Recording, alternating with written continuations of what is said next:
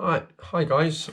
This evening I'm going to do a video of a slightly different nature and talk about some of my travels around the world overland. And tonight I'm going to talk about the trip on the Trans-Siberian Railway from Moscow to Beijing. Now it's the longest passenger railway service in the world. From Moscow to Beijing is 6,000 miles long. 6,000 miles long, and it takes 7 days to get there. And remember, 90% of the journey is on a single track railway. It's just a single track. But the story begins in Moscow in the Hostel Bolshoi, which is about 400 meters from the Kremlin. And while I was there, it was full of Russians. And I thought I was the only English person there. The day before I was due to leave, I met this other old English guy. I overheard him talking in the kitchen. "Oh, are you English?" "Yes, yes." So we got talking, and he said, "What are you up to?" I said, "Well, I'm getting the Trans-Siberian to Beijing tomorrow." He said, "Oh, so am I," he says. So a little chinwag about what there is to see along the route. Lake Baikal, the deepest and largest freshwater lake in the world. And so anyway, the next night we met up again at Moscow railway station, and got our tickets. And to this day, to this very day, 3 years ago I went on this journey, February 2017, and I still have the original train ticket, the original Trans-Siberian train ticket. And the fare cost me 26,633 Russian rubles, which in English money, I've done the calculations, is £309, which is not bad. For 7 days on the train, accommodation, a sleeper carriage, 2 meals a day. It was quite good, and travel as well. So we're working out maths, so it's probably rough about £40 a day, roughly about £40 a day. Obviously, if you want beers and that, you buy your own beers. And along the route, it stops at certain stations along the route, so you can pick up some provisions. You've got these little old ladies with little stalls on the platforms where you can buy provisions, i.e. packets of noodles, chocolate, or some drinks, this, that and the other. So we're boarding the train. This train is middle of winter. It's 15 carriages long. It's a Chinese train, not a Russian train. So there's Chinese stewards on the train. So it's 15 carriages long, and there's only 10 passengers on the whole train for the whole, near enough the whole journey. 10 passengers, but it has to go. And there's only one train a week. It's every Tuesday. One train every Tuesday. And obviously coming back the other way, Beijing, there's obviously one train coming back from Beijing to Moscow. So we get in this cabin. I'm sharing the same cabin as this guy, David, his name was. He was 77 years of age. And it's ironic how coincidences happen. I met this guy in the hostel in Moscow. We bought our tickets months separated by months apart. We shared the same cabin on the same train. And we got talking, and he said, "Where do you come from in England?" I said, "Brighton." And he looked at me and said, "Really?" "Yeah." He said, "I'm from Hove, actually." And I couldn't believe it. Such a coincidence. We're we're thousands of miles away from England, and we're sharing the same cabin on the same train, and we come from the same town.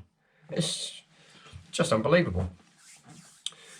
And so he's got books. I've downloaded a load of music and videos onto my phone, because on the train you're away from civilization. There is no internet, no Wi-Fi doesn't exist.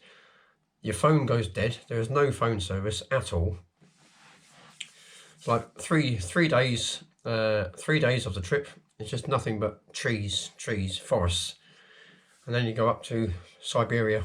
You've got all the mountains. I'll put a couple of photos of the journey here.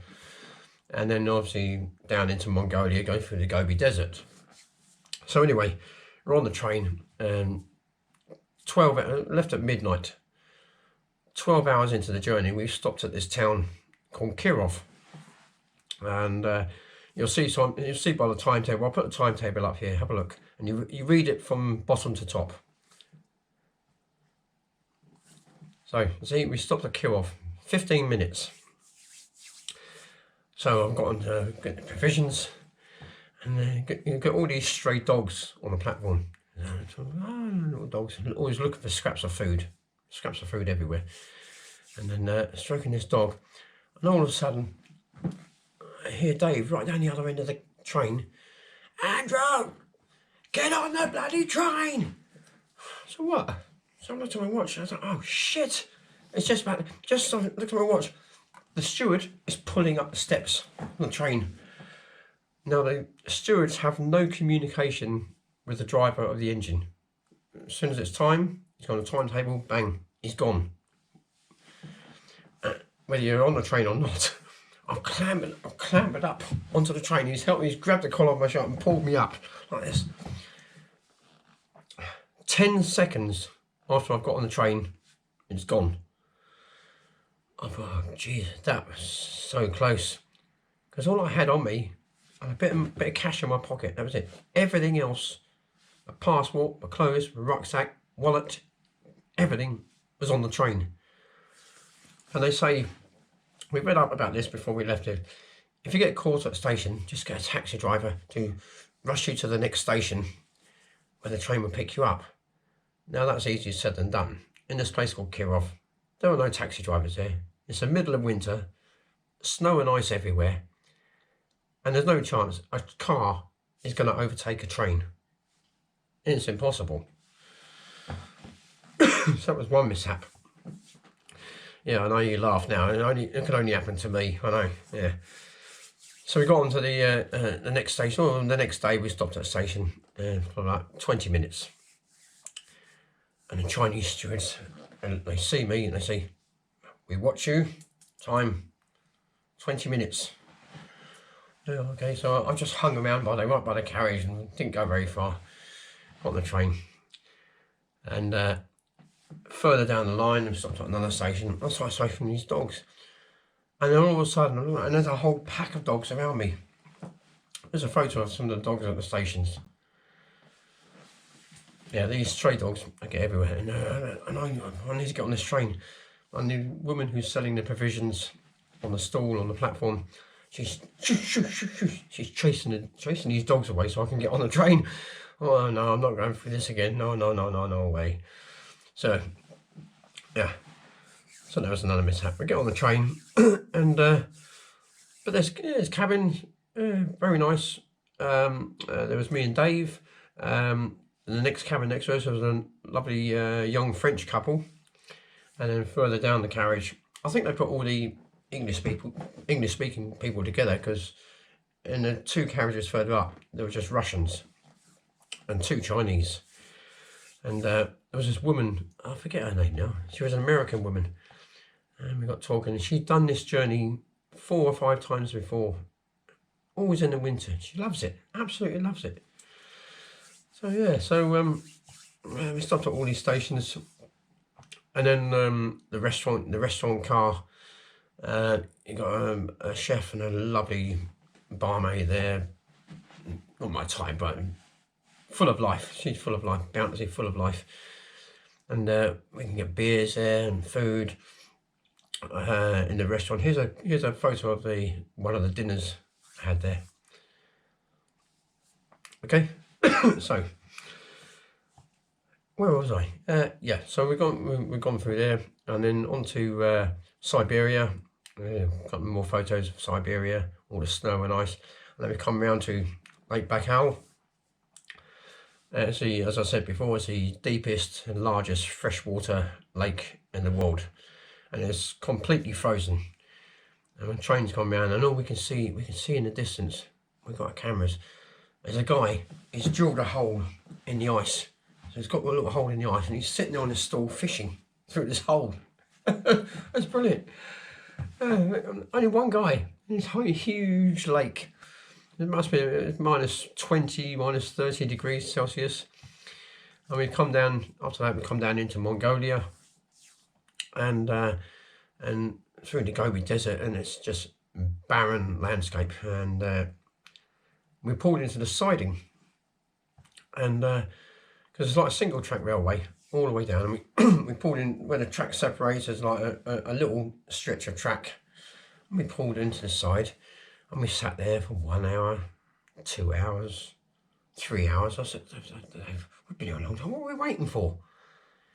And I tried to communicate with the Chinese stewards who couldn't speak English. We wait for another train. Obviously the train is coming from Beijing, and this is the only passing place I can get past, because obviously it's a single track railway.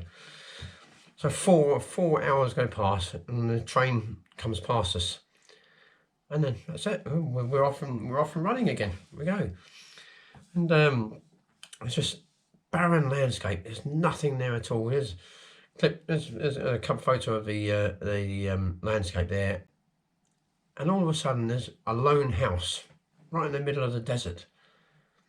And I think, how is anyone living here? There's nothing here. It's just barren sand. There's nothing here at all. So we get into Ulaanbaatar, and we see all these lovely Mongolian yurts. All these Mongolian hardy people, they live in these yurts. They're like tents, and they put them in people's back gardens. And here's a photo of the yurts. We leave, we're in Ulaanbaatar for, I don't know, 45 minutes, an hour, something like that. And we get this Mongolian on the train, and he gives me a present. And we got talking away. He speaks good English, and we got talking away. And he's given me something, and I've had this. I've still got it. I've had this for 3 years, and this is Mongolian tea. See, it's Mongolian tea. And he says to me, "Don't drink it." He says, "Give it to." He says, "Give it to someone you don't like." Why? He says, "'Cause it's bloody horrible." He says, and he's Mongolian. He says, "Bloody horrible." So unbelievable. I kept all those. So yeah, we've carried on, and we've stopped at this other station, and I can't remember for how long. I didn't stay there for literally 2 minutes, because I got off the train and it was minus 55 degrees Celsius, the coldest temperature I've ever experienced in my life. And I was wearing jeans at the time. Yeah, I know now, wrong thing to wear in temperatures like that. Got off the train, and within 2 minutes my jeans were rock hard, and I've clambered up on the train again.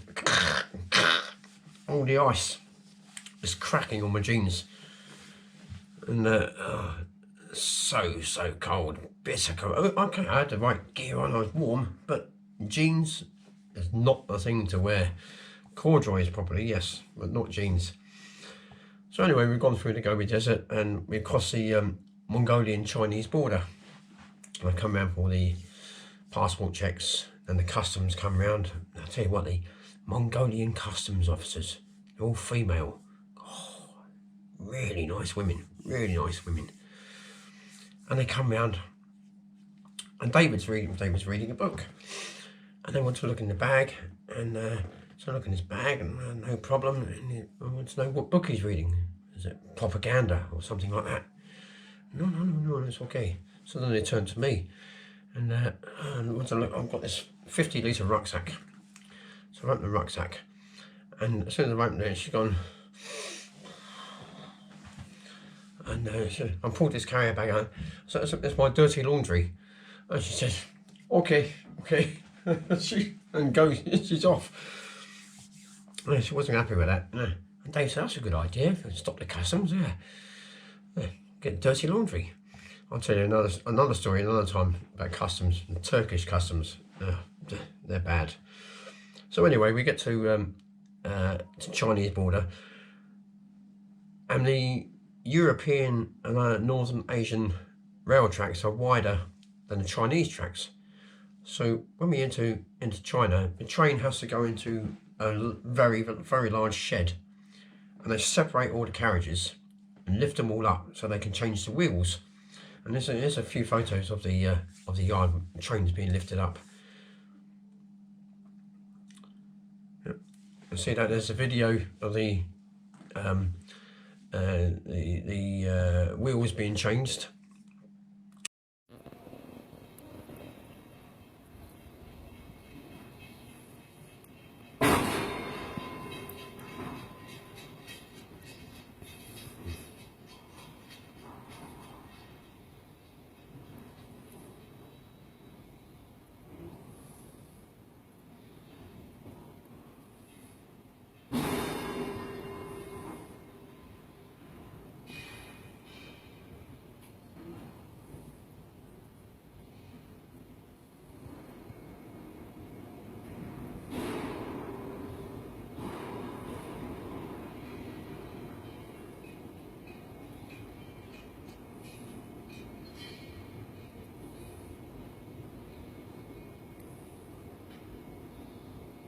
Rolling through, and we're there. It takes about 3 or 4 hours. The whole process of it, 3 or 4 hours. It's great. And the train gets lowered down, puts back together again, and off we go. So we're off and running, and we arrive in Beijing according to the timetable, we're supposed to arrive at 11:40 that morning on that particular day. And obviously the timetable was all Russian time, so we kept our watches on Moscow time. Moscow time, because there's 6 time differences in Russia. And we arrived in Beijing bang on the dot, 11:40.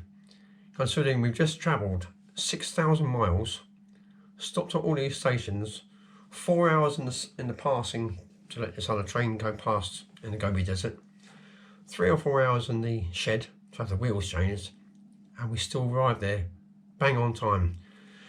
And obviously this is why they have no communication with the driver of the engine, because time to leave, he's off. Whether you're on the train or not, he's gone. That's it. Yeah, so we exchanged email addresses with David and tried to keep in contact, but over the years I've lost his email address. I can't remember what it is.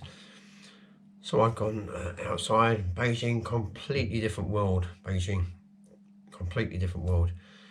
And I've gone to get the metro, and it's like a snaky queue all the way through. And you have to go through security checks to get on the train. And there's these Chinese people behind me. Oh, tap me on the shoulder. Where are you from? Where are you from? I was going to say the Arctic, but I thought, no, better not. No. So I said, English. Oh, English. Oh, hello, hello, hello. And so I get to the gate, security gate. Obviously, the Chinese security guy is used to seeing Chinese people come through. And I've got a 50-litre rucksack on my back, and he spotted me, and he's gone, oh, hello, hello, ni hao, ni hao, ni hao. I was shocked to see an English guy in all this Chinese people. So yeah, so that was the experience, and hey, I'll tell you another story of China probably in the next video. But that was the experience of the Trans-Siberian Railway, the longest railway in the world. Would I do it again? Maybe. I probably may. If I do it again, I'll do it in the summertime this time. I've done the winter. I'll probably do it in the summertime, sometime in the future. I don't know. But that's the story of that, and I'm in the process of writing a book, another book of my overland travels around the world. And I've just finished my first autobiography, and it's now available to buy on Amazon Kindle, and it's called Following My Nose. So if you wish to buy it, then please take a look. And a bit of advertising there, but yeah, get it up and going. But I'm in the process of writing another book, which should be a lot more interesting, a lot more detail involved in the writing of this particular journey as well. So if you enjoyed the video, give it a thumbs up and subscribe to the channel. why not? And share it with your friends. So for the time being, I'll bid farewell and good night. Bye bye.